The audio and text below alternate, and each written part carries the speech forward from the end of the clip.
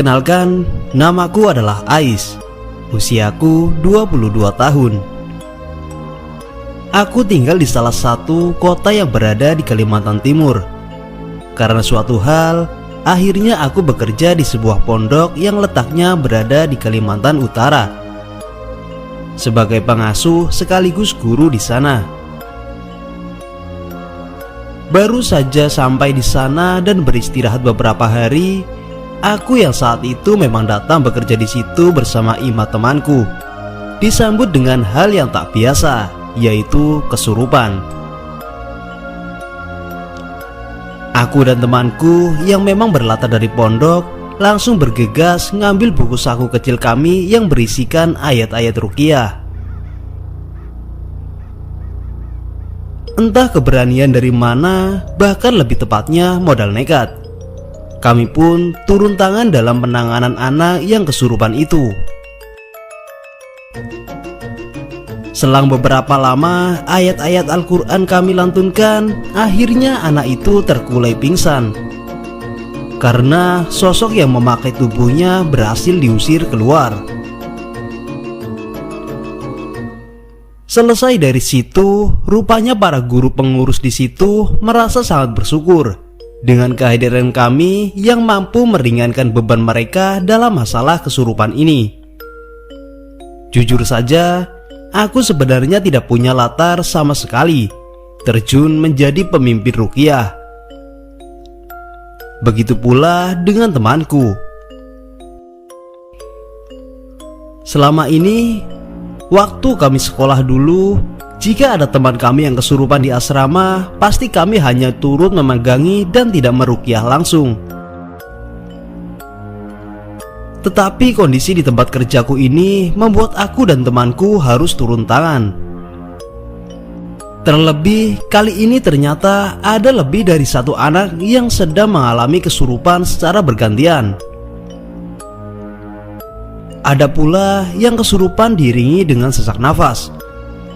Aku menghela nafas dan merasa agak lelah karena nyaris tiada hari tanpa menghadapi orang kesurupan. Salah satu anak yang bernama Yuli juga berkali-kali dimasuki jin laki-laki. Saat pertama kali kami mendapati kesurupan, kami segera turun tangan ke sana.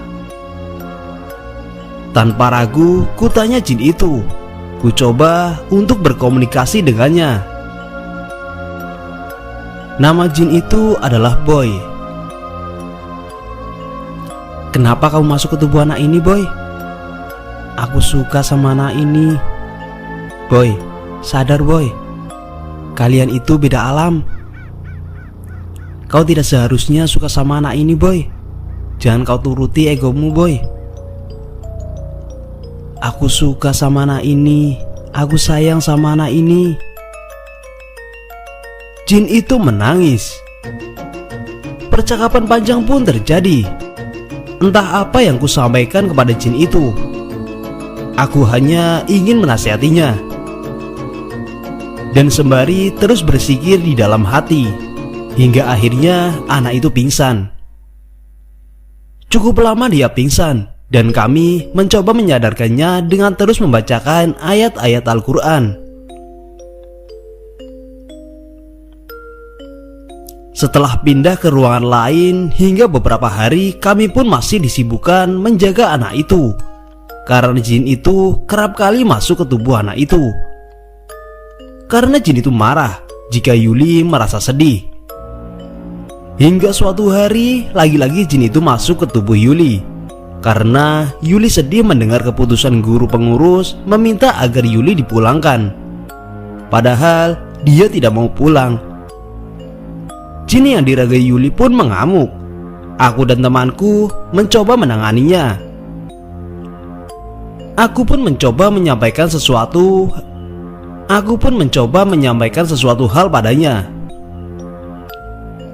"Boy, aku tahu kalau aku menyentuh tanganmu akan sakit. Tapi izinkan aku memperlihatkan sesuatu di tangan anak ini," ujarku sambil mendekati Boy perlahan. Kali ini dia membiarkanku menyentuh tangan Yuli. Kau tengok boy, kau tengok ini boy. Kalau memang kau sayang sama anak ini, tengok. Mana ada orang yang menyayangi tapi menyakiti. Tubuh anak ini sakit boy. Makanya aku bilang, jangan kau masuk lagi ke tubuh anak ini. Dia tersiksa. Nanti setelah kamu keluar dari tubuh anak ini akan merasa kesakitan boy. Kalau kau tak percaya, nanti kalau anak ini sadar, aku akan tanya dia, tersiksa atau tidak kamu perlakuan seperti ini? Dia merasa sakit atau tidak?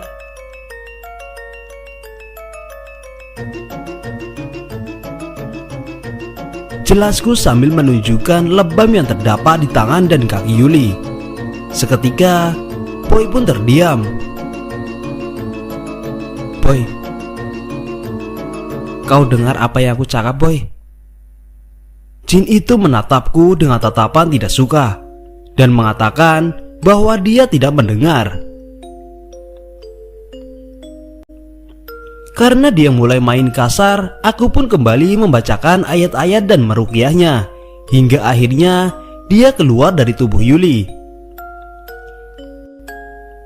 Saat Yuli sadar, Yuli mengatakan bahwa sosok itu masih mengintip. Maka seketika aku menegaskan dan bertanya kepada Yuli tentang hal tersebut.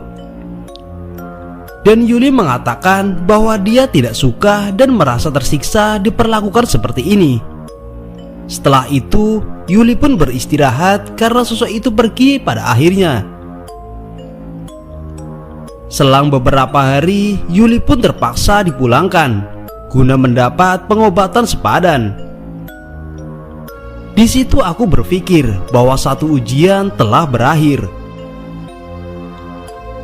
Namun selang beberapa hari, ujian lain kini datang. Salah seorang anak yang bernama Mira juga kumat malam-malam hari. Kami yang mendapat panggilan dari anak-anak asuh pun segera bergegas dan aku melangkah lebih dulu menuju ke tempat tersebut. Sampai di tempat tersebut, rupanya anak itu dalam keadaan setengah sadar. Dan saat aku menyentuh bagian tengah dada, bagian atas, di titik ruqyah, aku tersentak dengan energi besar yang menabrak energiku. Getaran energinya benar-benar sangat kuat. Kami juga mendengar ketukan jemari tak wajar di dinding, dan aku menyadari ada sesuatu hal yang aneh. Lalu aku meminta adik-adik agar tidak menggubris suara itu. Setelah mencoba membacakan ayat-ayat ruqyah, tiba-tiba anak itu menarik sesuatu dari dalam perutnya, di balik baju tidur. Sebuah jimat hitam bertali. Astagfirullah. Seketika kami tersentak dan beristighfar sebanyak-banyaknya. Aku meminta seorang anak untuk mengambil plastik dan membungkusnya. Kami pun segera melanjutkan membaca ayat-ayat ruqyah. Namun yang terjadi adalah anak itu ikut membaca dengan kami. Setelah ayat itu selesai, dia mengambil posisi duduk bersila dan menghadap ke arahku. Lalu dia menyapaku dengan salam. Namanya yaitu Datuk, sosok penjaga tubuh Mira, dan dia meminta izin untuk bertempur melawan jin lain yang ingin masuk ke tubuh anak ini. Mau tak mau, aku mengizinkannya dengan perjanjian bahwa dia tidak membawa raga anak itu pergi jauh-jauh. Lalu perkelahian pun terjadi. Apa yang kami lihat mungkin hanya sosok anak itu sedang mengeluarkan jurus-jurus silat. Tetapi ada energi besar yang berada di sekitar anak itu. Aku mencoba menjaga raga anak itu agar tidak jauh-jauh dan meminta adik-adik yang lain membaca ayat-ayat Al-Quran agar kami diberi pertolongan oleh Allah Subhanahu wa Ta'ala agar perkara ini segera selesai. Sempat tanganku menghalangi di depan anak itu agar tidak pergi jauh. Namun Yang kurasakan justru energi besar yang melewati tanganku, dan terasa sedikit sakit serta tidak nyaman. Setelah selesai pertempuran besar itu, anak itu datang ke depanku, lalu duduk bersila kembali. Setelah selesai pertempuran besar itu, anak itu datang kepadaku, lalu duduk bersila kembali, serta menyampaikan bahwa dia dan jimat yang ia tarik dari dalam tubuh anak itu juga bertentangan dengan dirinya. Ditambah lagi ada sosok lain yang mengincar raga anak itu. Kemudian Dato pamit pergi setelah menyampaikan beberapa hal. Namun setelah kejadian itu, ujian yang kujalani terasa lebih berat, karena kerap kali aku merasakan kehadiran sosok-sosok yang mengincar tubuhku. Dan gangguan itu terasa semakin nyata, dengan persendianku yang terasa nyeri serta punggungku yang terasa seperti ada yang mengetuk-ngetuk ingin masuk.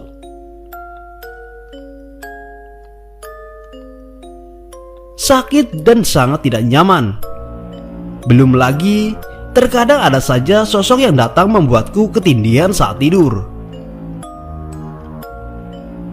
Terlebih setiap anak itu mau diganggu, aku sudah merasakan kotak batin dahulu, dengan merasakan keanehan itu di tubuhku, menjadikanku harus lebih waspada dengan banyak berzikir, beribadah, dan mendengar murotal. Seperti malam ini, anak itu terlihat menangis. Aku mulai merasakan gangguan itu lagi. Sesosok perempuan yang mungkin adalah sosok kuntilanak penunggu WC umum mereka. Dia tampak melepas jilbab dan memainkan rambutnya.